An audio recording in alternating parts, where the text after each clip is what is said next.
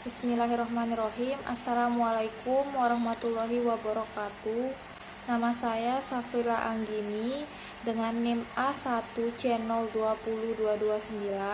Saya dari kelas F, Prodi S1 Akuntansi, Fakultas Ekonomi dan Bisnis, Universitas Mataram.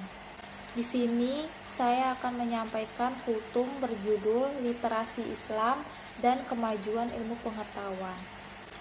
Pertama-tama, artinya literasi adalah memiliki kedudukan penting sebab literasi sebagai bagian dari pendidikan atau aktivitas menuntut ilmu yang merupakan kewajiban bagi setiap orang, baik laki-laki maupun perempuan. Apa itu literasi Islam?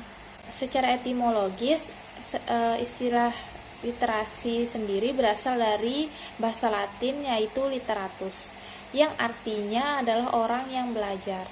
Dalam hal ini, literasi sangat berhubungan dengan proses membaca dan menulis. Sedangkan literasi Islam itu berarti mempelajari ilmu yang sudah diturunkan oleh Allah Subhanahu wa taala kepada para nabi dan rasul, lalu kepada para sahabat, orang-orang yang beriman, sehingga sampai kepada kita umat muslim. Literasi Islam bukan hanya membuka buku sejarah, tetapi literasi Islam adalah bagian dari pola pikir, pandangan hidup, dan identitas kaum muslimin. Literasi Islam sendiri dimulai oleh para nabi dan rasul. Pada mulanya, sejarah literasi telah dimulai dan diajarkan oleh para nabi dan rasul sebagai utusan Allah Subhanahu wa taala untuk mengajarkan ilmu pengetahuan dan petunjuk kebenaran kepada umatnya. Manusia pertama Nabi Adam alaihissalam dan istrinya Hawa telah diberikan ilmu pengetahuan oleh Allah Subhanahu wa taala untuk disebarkan kepada anak keturunannya.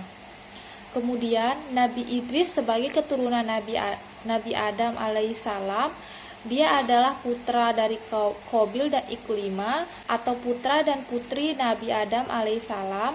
Melalui Nabi Idris alaihissalam inilah ilmu pengetahuan mulai berkembang. Nabi Idris alaihissalam mula-mula pandai dalam baca tulis, fasih berkomunikasi dengan 72 kabilah.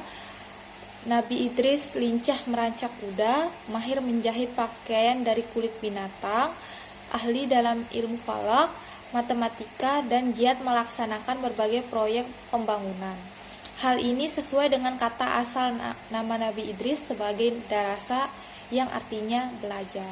Nabi Idris disebut juga sebagai bapak ilmu pengetahuan, kemudian para nabi dan rasul.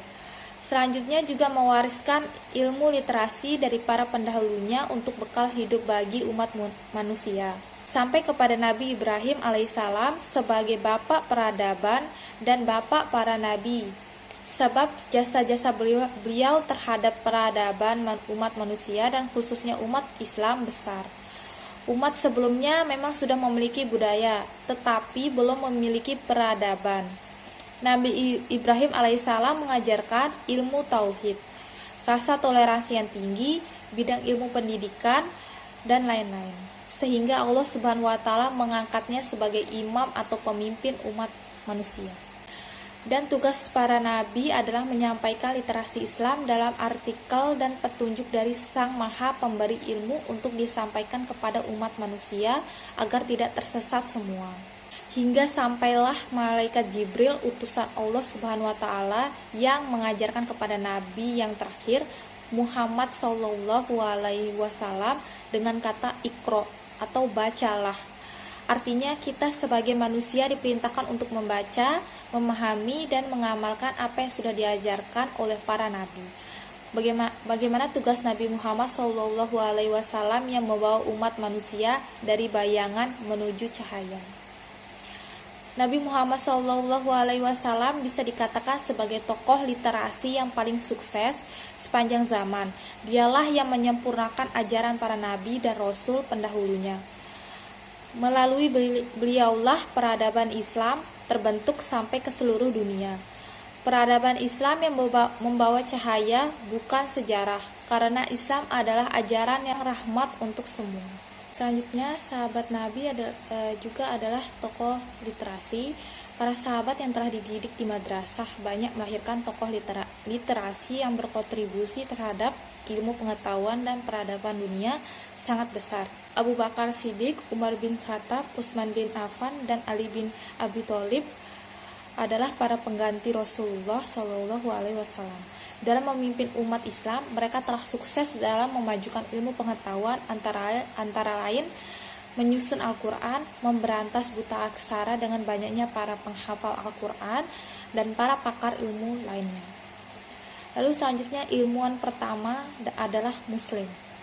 Sebuah yayasan sains, teknologi, dan peradaban yang berpusat di London mengadakan pameran untuk mendukung dan menegaskan kepada masyarakat dunia barat tentang kontribusi besar peradaban Islam yang sudah ada jauh 1000 tahun yang lalu. Penemuan-penemuan ilmuwan muslim yang luar biasa tersebut ialah satu, operasi bedah. Tahun 1000 yang lalu, seorang dokter sekitar Al-Zahrawi menerbitkan 1500 halaman ensiklopedia berilustrasi tentang operasi bedah yang digunakan di Eropa sebagai sumber referensi medis pertama pada 500 tahun berikutnya.